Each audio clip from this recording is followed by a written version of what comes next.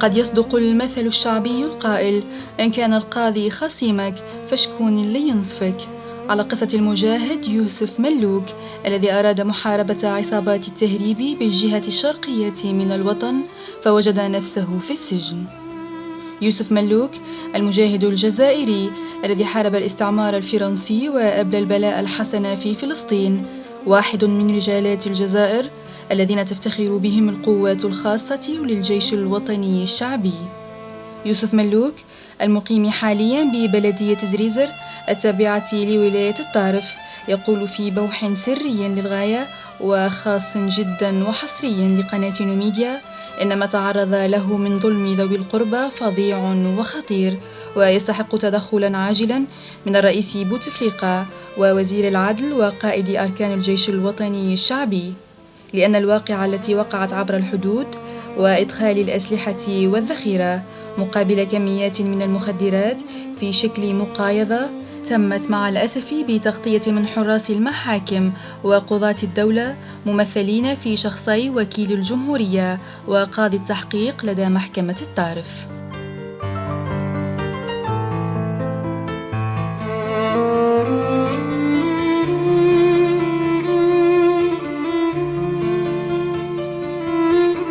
قد لا تصدقون إن قال لكم المجاهد يوسف ملوك إنه يملك ويتوفر على كافة الأدلة من أن هذين القاضيين قد خانا الأمانة وتنكرا لروح القسم العدلي عندما اجتهدا في تغطية أفعال المجرمين وعصابات التهريب، وبذلا جهودا خاصة للزج بمن اكتشف الخيانة وكشف المجرمين في غياهب السجن.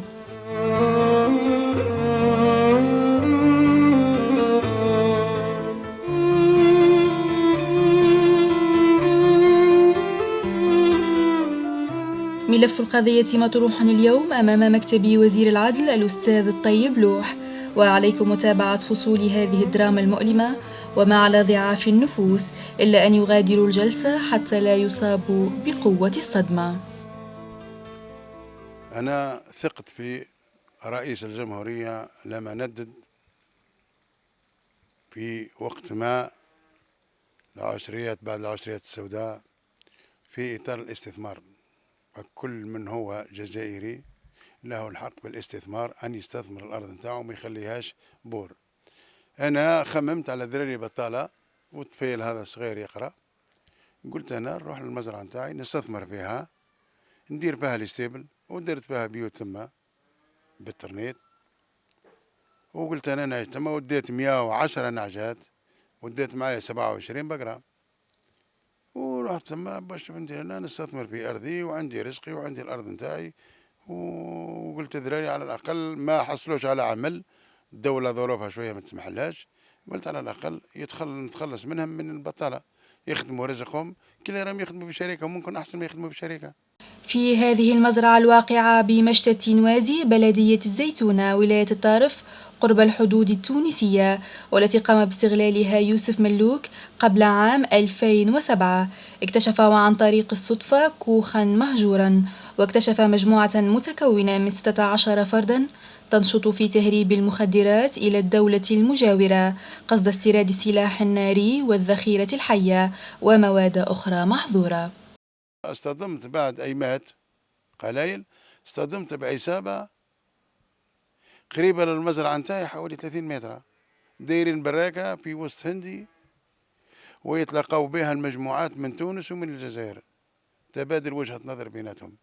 رحت أنا بالليل وجسست عليهم يعني واش راهم يديروا، قلت أنا باك يشربوا بالشراب وكذا مشاكل ويتكيفوا بالكيف، نوصل نحصل النوم عليهم وكذا، نلقاهم يتفقوا على التهريب، تبادل تجيب لي قداش نكيف وانا نجيب لك قداش سلاح وقداش ذخيره. جيت نتبع القضيه نتاعهم تدريجيا واحده واحده نلقاهم كل سمانه على الاقل يدخلوا 10 مكاحل، هما بخمسه يجيبوا زوز مكاحل زوز مكاحل. خاتي الكرتوش، انا حسبت الكرتوش قلت الكرتوش باقي يعطوه للناس اللي راهم يصيدوا، والوقت هذاك ما كان لا صياده ما كان والو، كان بقى غير محاربه الارهاب. البارود ممنوع والبيع نتاعو ممنوع، وين يروح السلاح هذا؟ أنا فكرت باللي السلاح هذا يذهب عن طريق قوة عمومية هي اللي تقدر تحمي هذا السلاح، كاش واحد يقدر يحميه سلاح، لأن سلاح اللي من يبيعه واحد ما يشريه عليه هو يكون يتحكم براح. تبعت القضية النهار اللي فصلت كي شي قلت لهم أنا اسمعوا الأولاد، فاهم حتى من الناس من لافامي تاعي، قلت لهم الأولاد الفكرة اللي ديروا بها هذه راني ما تعجبش. قال لي كيفاش؟ قلت لهم راني نقول لكم يا اما تحولوا المكان وروحوا بلاصه بعيده ربي يسهل عليكم. انا ما جيش نحوس عليكم، انا جيت نستثمر، ما جيش نحوس على من يهرب ولا من يقتل ولا من يحيي. واذا كان ما حولتوش من هنا او نبلغ عليكم، لان غدوه الدوله لو كانت تكشفكم اول من هو اللي تقاس هو انا. نقول لهم ما نعلمش، يقول لي تكذب، كيف 30 متر ما تعلمش بهم، كل ليله يصيروا بهذاك. نقول لهم نعلم، يقول لي على ما بلغتنيش. يا جماعه روحوا اخطوني، روحوا بعدوا على الاقل بعد السلطه كتجي انا بعيد كل بعد، ما دخلني لا باللي لا واش راكم ديروا.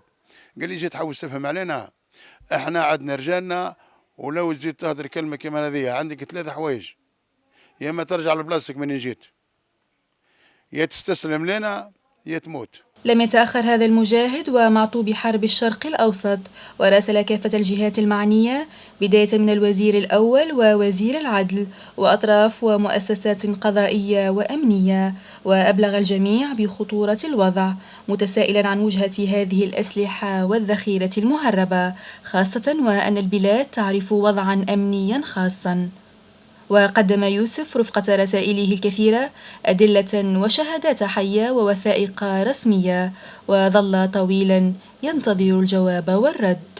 هدوني بالقتل وجاوا يسبوا فيا ويطيحوا فيا، زادوا راحوا هم اللي شكاو، مانيش انا اللي شكيت، كلش موجود بالعداله عند الجندرمري. شكاو بيا واش قال لهم؟ وقال السيد هذايا وجا يهدد فينا ويتهم فينا وكذا. قلت لهم لا مانيش نتهم فيهم، هم واش يديروا واش يديروا واش يديروا ملا. وانا الطريقه هذه ما تساعدنيش، اذا كان ساعدكم انتم اللي يسهل عليكم، غدوه كون تجوا تلقوهم عندهم الكيب وتلقوا عندهم مخدرات وتلقوا عندهم سلاح، انا راني بريء، راهم 30 متر عليا، يا اما يحاولوا يبعدوا عليا هالنصبه هذه اللي دايرينها، الفخ اللي دايرينه هذا، هاي كازمه اللي دايرين هذه، والا راني ما نكونش مليح. المهم قال لي دوك نشوفوا معاه، ما شافوا معهم والو.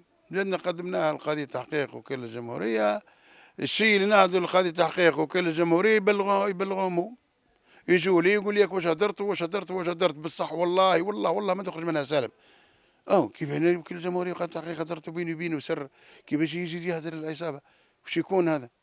يترعصها هو ولا كيف ما؟ كي نهار اللي تبعت وشفت القضيه باللي سيري كوي في عامين ما حبش يعقب اي قضيه، وقالوا لي والله ما تعدي قضيه، حلفوا لي بيمين، قال لي والله قضيه، عشرات القضيات ما عدش قضيه، عامين. والقانون تاع الجنايه والجنح يقول لك في كل شر عندك على الاقل مرتين. ما الذي حصل داخل هذه المزرعة؟ وما قصة الفخ الذي نصب له وخلفيات الذخيرة التي وجدت على ممر الوادي القريب من منزله أو مزرعته بالزيتونة؟ وكيف وجد يوسف نفسه في غياهب السجن والحكم عليه بعامين حبسا نافذا لأنه كما قال تجرأ وأبلغ على هذه العصابة؟ شكيت انا الفوق للوزاره، شكيت رئيس الجمهوريه، بريه كوبي لوزير الدفاع، كوبي لوزير العدل، كوبي لوزير الداخليه، كوبي الوزير الاول. كي بعد بما فيهم هذا الوزير السابق بالعايزر رجع لي محضر عن طريق وكيل الجمهوريه. وين يقول لي وكيل الجمهوريه؟ راه الوزير يقول لي احضر، يخلي يهضر واش يحب وتسني انت وانا. بصح درت انا، كتبت معاه ولا يتحاول فيا، وكتبت انا وياه وسنينا في زوز، وقلت له اعطيني نسخه منها، قال لي لا هذا ما 3 نسخ، كل واحده نبعثها لواحد للملام. وبقيت انا متابع، وليت مهدد انا. كي وليت مهدد جاوني بالليل 3 مرات نعس على روحي انا ونعس على رزقي. جاوا 3 مرات فقت بهم تيرت عليهم في الهواء. كل من تيري عليهم نروح نبلغ للجندرمري وكيل الجمهوريه. واش يقول لي وكيل الجمهوريه؟ يقول لي انت مسلح؟ قلت له مسلح نعم. يقول لي كي راك مسلح ما تخافش برك.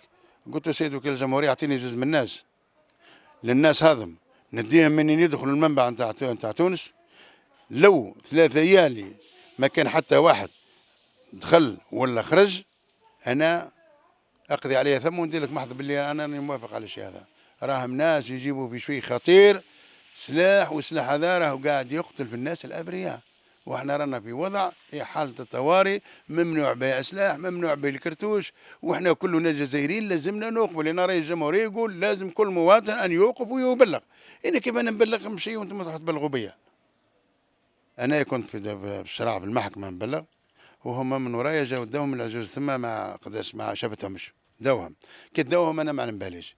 كي رحت انا بلغت الجندرمية، بلغت بلاغ مجهول، قلت لهم البقرة تم راحوا، وقالوا لي جندرمي باك صحابك هذوك اللي راهم من وراك هذا ماشي. قلت له يا خويا لا تعلم بهم انت صح، بصح انا ما نعلمش، انا شيء ما شفتش بعيني ما نكذبش، بصح راهو ضد مجهول والناس ولا نعمل تحقيق نهار اللي نمرق به راني نجي نبلغهم بصفة رسمية. لوكات تروا انا في السوق في عين العسل تاع المواشي، وهم جاو امر بالتفتيش، جاوني للنوازي جندرماري مسركلين على 8 قاعدين يعسوا علي. انا خرجت للسوق وهم جابوا الكعبه، والليله ذيك ليله النو تجبد ختان مسمع، يعني مستحيل الكعبه بايته في النو وما تكونش شاربه. الكعبه مازلت جدوا دايرين فوق ما قلت لك شكاره تاع ميكا.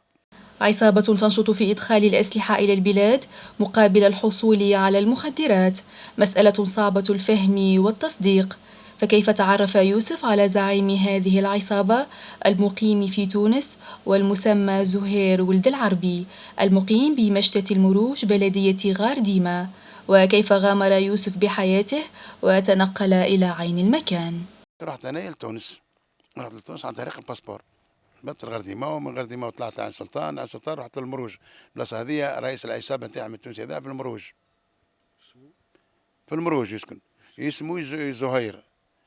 كي رحت انا تبلغت عليه زهير تونسي زهير، رحت له انا، رحت للغرديمه، من الغرديمه طلعت للحرس حرس نتاع عين سلطان، قلت لهم عندي حبيبي من الثوره نعرفه حبيت نروح نزوره. قال لي مقيم ولا لا؟ قلت له لا مش مقيم. قال لي ما خلي الباسبور وروح على روحك وروح. قلت له كون يحكموني. قال لي كي يحكموك انا نحن يبلغونا نحن عن بالنا. رحت انا للمروج نهوم على زهير هذا، يعني قال محشاشه ياسر. لا سقسيت عليه انا عروس، انا كيف عرفته؟ انا عرفته على التجسس، كي قعدت نحكي معهم كي من كذاك هم يهضروا معاه سي زهير سي زهير، هو اللي تعامل معاهم. انا ادينا سي زهير كيلو ولا 2 كيلو نتاع كي بابا جانا سي زهير جاب لنا 4 ولا 5 كلش بسي زهير هذا. انا هزيت هذا اسم زهير وين في المروج؟ قال لك في المروج. كي رحت له انا السلام عليكم انت سي زهير؟ قال لي نعم. قلت له انا ما تعرفنيش؟ قال لي ما نعرفكش. قلت له حتى انت راك صغير ما نعرف، بصح باباك نعرفه بكري في الثوره، كان جارنا وانسان طيب وانسان صديق. قال لي مالا شنو قاعد بابا تعرفوا كذا مشاكل تقعد من عندي تقيم؟ قلت له لا لا انا ما نقيمش، راني جاي بمهمه بركه خاصه وناني راجع للغرديمه وعندي واحد يستنى بيا، بس حقا اخرى نجيك بيا بالدار لهنا، راك حبيبنا وجارنا وباباك حبيبي، الحمد لله كي لقيت ولاد حبيبي. قلت له بصح وش هو شيعني بركه عندي هضره معاك. قال لي ايه؟ قال لي غير تقعد تبات. قلت له لا حلب عليه. قلت له ما نقدرش. قلت له غير ملتزم ما نقدرش يا فلان السيد. قلت له نولي لك لازم نولي لك والباسبور. قال لي الباسبور نجيبه. قلت له لا لا ما تجيب لي باسبور ما تشهد معايا. قلت لك خاطر اخرى نجيك بي بالعائله.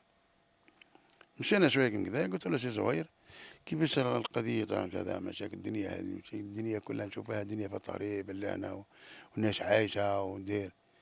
قال لي كنت حبيب بابا. قال لي نصارحك ها. قال لي انا سين نتعامل مع الجزائريين. وين؟ قال لي نتعامل مع فلان وفلان تعرف وفلان تعرف وفلان. قلت له ما نعرفهمش. وانا نعرفهم. فلان يسكن بلاصه فلانيه تعرفه. قلت له لا ما نعرفوش. قلت له نسكن في عنابه بعيد. شو هيك يا حبيبي مبي جاتك بصح انا حويس نحتاج منك حاجات يا اخي نقدر أنا انت وسي تجيبهم لي. قال لي نجيب لك ما كان حتى مشكل. قلت له انا اذا احتجتك باش نجيك اعطيني رقم التليفون تاعك باش نتصل بيك واش من نرجع. قال لي لا قول لفلان وفلان يجيبوك. هذا بعد العصابه هذه. قلت له ما نعرفهمش اصلا نسكن في عنابه باش نجبدوا على جيل التليفون. اعطاني نمره التليفون نجمه. جيت هنا دخلت الجزائر وعيطت ليه جاوبني. قلت له وين نوجد في روحي باش نجيك؟ قال لي الارواح مرحبا بكل وقت. ورحت للجندرمري قلت له هاو الشاب، قلت له هاو الجماعه اللي اتصلوا والجماعه اللي يهربوا وهم رئيس العصابه تاع تونس ها هو النيميرو. قال لي دوكا نخدم خدمتي 10 ايام ما دير والو. رحت للسكتور، رحت للسكيورتي ميليتير، رحت العداله حضرت معهم والله ما كان شيء والو. قعدت القضيه مبلوكيه. زادوا هم علموني قالوا لي بالله رحت للزهير وكانك بحال زيد وليلو من المعلومات جات نشوف دي برقيد من جات المعلومة هذه. السيد جات نعيط له النيميرو، بدل النيميرو ما عادش يجاوب. بلغت عليهم وبلغت عليهم العدالة وقلت لهم ها هو رزقي شكون يداه، وها هو رئيس العصابة تاع تونس اللي طلب مني المال، ها هو، وهذا راه جا قال لي اعطيني دراهم نروح نجيبوهم لكم. وكم عم بالكم اللي يدوا البقر من هنا يحسبوها لهم بالنص كيما راهي، يدي لك بقرايه يحسبها لك كيما سمتها، سينا ما ترجع لكش. إيه درك انا كي هدرت معاهم قاضي التحقيق قلت له يا ولدي، قال لي نعم. قلت له شوف يا قاضي التحقيق بغيت تتاكد مني، انا نعيط لك عندما يدخلوا البضائع السلاح والذخيره والكرتوش، انا نبلغك وانت امر بالتفتيش للدرك كما تحكمش انا هنا. قال لي وي معاك انا. النهار اللي دخلوا بالبضائع بلغتهم، نهار اللي بلغتهم بعث لي جندرمري شفت برقاد عيط لهم على 12 تاع النهار قال لهم هربوا واش عندكم، انا راح نفتشوكم، وجانا امر بالتفتيش. وانا نتفرج يهربوا بالسلاح ويهربوا بالذخيره في الغابه. ومن بعدين على الربعه نتاع العشيه راحوا ليهم في راحتهم من ال 12 للربعه، يعني دبابه تنصلها وتهربها. وانا نتفرج راحوا لهم كي جابوا الكلاب معاهم، الجروب ما جابوا معاهم الكلاب، راح الكلب لقى كرتوشه في الطريق نتاعهم قاعد يهربوا، يعني شفتهم انا وين يهربوا معاه، والكلب رايح وهم يجبدوا فيه. راه جاو كي جاو راحوا لحقتهم انا البرقاد واش درت بها كذا من جاي، قال لي خلاص، قال لي سيح حكمنا عليه كرتوشه بس. كيف كرتوشه؟ قلت له كنت نتفرج انا بالسلاح كيف يعقبوا فيه ونهربوا فالناش عليه يريح لها الكلب، وعلى ما تخلوش الكلب يمشي وريح لهم ديريكت راح السلاح. قال لي لا حكمنا عليه كرتوشه خلاص، كرتوشه درك برك انا ما نبصوه. قلت له مش قضيه كرتوشه يا سي محمد، كرتوشه ما كان عطنا معنى، على ما رحتوش للسلاح وهي تروحوا درك السلاح تهزوه. قال لي لا ما خلاص احنا حكمنا عليه كرتوشه، خلاص الكرتوشه هذيا باللي دليل قاطع فرات. دربوهم للعداله لوكاله الجمهوريه، جاوا مروحين. قالت القضيه تمشي. افراج سيبوهم، عملوا ما تحقيق وسيبوهم على كرتوشه فرات، سيبوهم خلوهم للشرع. رقدوها قلت لك عامين وانا نشكي ديما على وكيل الجمهوريه كيفاش العصابه هذه يا رجل، كيفاش كيما اذا حق يريحوا والناس كذا. يقول لي هذا راني دوك نعقبهم، عندك نعم مره يعطيني برايه يقول لي ده لشاف نداه البرايه زيد يعمل معاهم تحقيق من جديد، ما عملوا بها والو. يوسف ملوك قال إنه تعرض للتصفية الجسدية أكثر من مرة، واتهم وكيل الجمهورية لدى محكمة الطارف بالوقوف وراء هذا الفعل الشنيع، وعاد بنا إلى تلك الليلة ليفسح المجال هذه المرة إلى زوجته السيدة مبروك دريسي لتروي بالضبط ما حصل في تلك الليلة. أنا قاعدة في دويرتي، هو راح للسوق، السوق هم وولاده، عاد 8 جوج درمية سارك له الدنيا كل. قال لي الحاج وين راح؟ قلت له راح للسوق. قال لي عقده يجي؟ قلت له والله ما عم بالي ولدي عقده يجي، هم بصح كنت استنوه ما استنوش، عرضوا ليها قدامه. قال لي لا نحن مشنا رايحين، يروحوا ويجوا جدرمية، يروحوا ويجوا يعيطوا ليا ويزيدوا يقلبوني، عندهم حاجة راح يقولوها لي ما قدروش يقولوها لي جدرمية، نص جدرمية ما حبوش يقولوا لي. هيا سيدي اقعد كيما هكيك للجام ولا بيتي، هم حضراهم يعسوا على الكعبة هذه غادي فاك الويض هذاك ما عم باليش. والله خبزت الكسرة واقسموا بالله زعما نعطيهم الكسرة واللبن، توكل ربي وراس نهار اليوم راح نعطيها. حتى اللي شو قبضوه قالوا له هاي الكعبة حاطها، قال لهم انا الكعبة ما عندي حتى علاقة بها، انا الكعبة وانا ما لقيت ما نديرها حتى لهنا.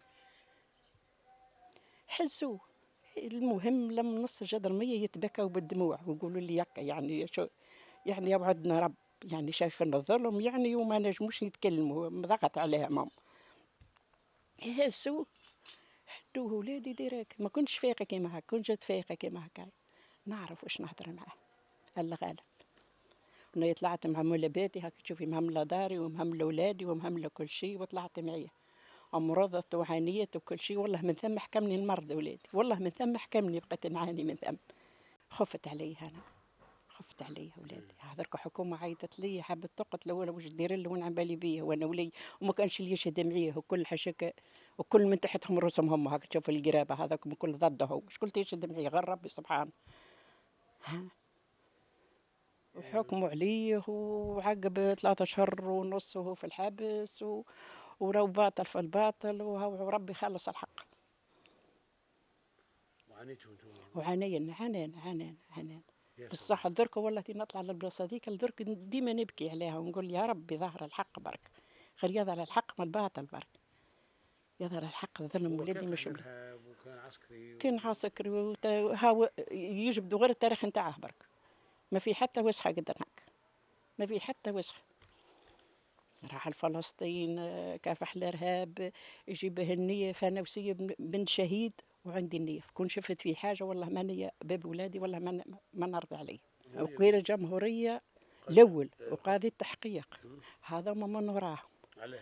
هذوما جيت يهدر لهم ويسوي لهم قال له وعلاه تهدر هذوما غطي برك غير 10 راح يتكشفوا هم يجيبوا ليه بالشكاره وش بيك انت، يجيبوا ليه في كي حاجه، وقبل يشكي ليه ويقول له شوف ما تخافش وكوعس على روحك ودير ودير ودير. انا كون جيت فيقه من نهار الاول نروح ليه ونقول لهم هو اللي حكم عليه بالباطل هذا اللي كان يشكي ليه، هو يجي يحكي لي انا. ومن بعديك ايش حكم عليه حتى نهار الهزو قلت والله قلت بالك مش هو ذا، بصح من بعد كظهر هو ولادي هزوا وداروا رايهم. أما الابن عصام الطالب الجامعي والذي وجد صعوبة في الحديث إلينا حول ما تعرض له والده، وقال كيف لي أن أصدق وأنا ابن هذا الرجل أن والدي أصبح بين عشية وضحاها مجرما قابعا في السجن. عشت المأساة، عشت المأساة، كنت نقرأ في الجامعة الوقت هذاك، وكنت نقرأ في جامعة عنابة، وهو كان راح طلع يستثمر في المزرعة تما، خرج هو متقاعد، يعني نروح له بالويكاند خميس وجمعة نروح تما، ومن بعد نهود، من بعد واحد النهار عيطوا لي قالوا لي فوالا وش كاين. ما كنتش عايش في الوضع تاع العائلة قد من بعد حكاوا لي قالوا لي هاو كان يهود وكان يكافح في هذوما العصابات التهريب والواحد. من بعد انا درت قلت امر تاع حكومة فخت حكومة ما تقدرش، وضعت البلاد ما يسمحش. كان تهدر ما تقول وكيل الجمهورية غلط تدخل الحبس، يقول قاضي تحقيق غلط تدخل الحبس، ما كانش يرجع لك رد الاعتبار. لو كان حتى هو يسامح والحاجة تسامح أنا راني ما نسامحش، خاطر جرعة زاير ومشى وكافح جالها في مصر، في مشارك في الحرب ومكافحة الإرهاب. خرجنا من أزمة دخلنا في أزمة أكثر وأكثر بالنسبة لي في العائلة. حصل ما حصل بين زريزر والزيتونة، وقد انتقل وكيل الجمهورية وقاضي التحقيق إلى وجهة غير معلومة، واستأنف يوسف ملوك الحكم الابتدائي إلى مجلس قضاء عنابة. وانتهى الشوط الأول من هذه المأساة بعد أن اقتنع قضاة المجلس بحيثيات القضية وتخلصوا من هيمنة جهات الضغط والتأثير.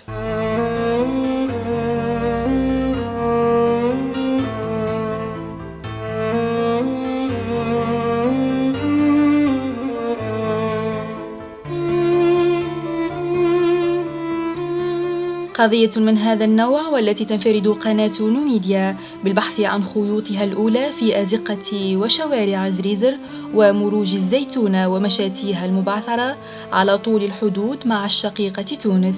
تنتهي فصولها الأولى عند هذا الحد، ينتظر يوسف تنفيذ وعود والتزامات معالي وزير العدل الذي تابع الملف عن قرب تماما مثل ما يبعث له هذا الرجل بهذه البرقية الختامية. أنا عندي ثقة في وزير العدل هذا الجديد طيب لوح، على حسب البرنامج اللي دايره لتعديل تحسين العدالة، ويتكلم حتى في الندوة الصحفية مع الصحفيين يقول باللي راني يخرج رجال تكنولوجيين، ناس في الاقتصاد، في علمانيين، فهمت، باش يكونوا يحكموا بالحق والعدل، وهذا ما راح يرمبلاسي بها من الناس الغير نزهاء، ناس تاع الرشوة، ناس تاع المعرفة، راح ينحوها، راح يشغل برأيي أنا باللي راح يغير بالعدالة. ونطلب من وزير العدل راح بعث لي معنا في مود جوي باللي راني بعثت للنائب العام المختص للتكفل بالبرقيه تاعك. ليا يومنا هذا راه ما عيطوليش، وكي رحت للمحكمه للنائب العام قال لي بعثها للطرف، كي رحت للطرف قال لي بعثها للعنابه، كي رجعت للعنابه قال لي بعثنا للوزير. نطلب من السيد الوزير يقرا محتوى البريه ويقرا واش انا بلغت ويتحقق مني، اذا كان نتكلم على الحق يعطي لي حقي. راهو حطموني حوالي 1,300,000 راحت لي في هاويه، خاطي الرعب تاع اولادي والخوف، وخاطي التهديد نتاعي انا بالقتل. الى هذا السيد الرئيس هذا راني نشكره على هذه المجهودات الجباره اللي راح يقوم بها، ويقول كل من له حق حقه، وكل حق انسان لا يهان مهما كان المواطن. ما لا مضى به السيد الرئيس نطلب منك التحقيق الفعال، وما تتعاملش معايا كشخص بلغتك، تعامل معايا كشخص متهم او شخص درتوا اي شيء، بصح تحقق كيما نعطيكش الادله نتاع هذا من الناس تاع وكيل الجمهوريه وقاضي التحقيق، كلش في ليكاسات موجوده، كلش بالبرذق وبالصور، لو ما توجدهمش انا نخلص عقوبه شديده. بصح اذا كان داروها بحكم المنصب انا نقول لك بكل صراحه راح يخوف البلاد، مانيش مخوفني انا، يخوف البلاد مادامو اطار سامي في الدوله وانسان قاضي وصاحب قرار، راه السلاح هذا يعقبه باي طريقه كانت، لانه هو اللي يقدر يبيعك عمليه سيسي، هو اللي يقدر يعط على رمول يقول له هاك سلاح خبيه عندك، هو يقدر يخبيه يدير واش يحبوها. بصح المواطن انا بالنسبه لوكيل الجمهوريه وقاضي التحقيق راهي خيانتهم هم اكثر من 5,000 مواطن. خيانة 5,000 مواطن نحصلوا عليها ممكن في 6 أشهر، بس خيانة وكيل الجمهورية وقاضي التحقيق ما نتحصلوش عليها، وتم العملية نتاعهم كما ينبغي، وكما اليد الخبيثة اللي هي من وراهم أن تنفذ العملية بالبلاد. المهم أنا راني نشكر هذه القناة، قناة نوميديا، عن الشجاعة نتاعها وعن العمل نتاعها المتواصل والجهود الجبارة اللي راهي قيمتني وجات ليا وحركتني من مكان إلى مكان، وراحت صورت كلش وخذت مني المقال.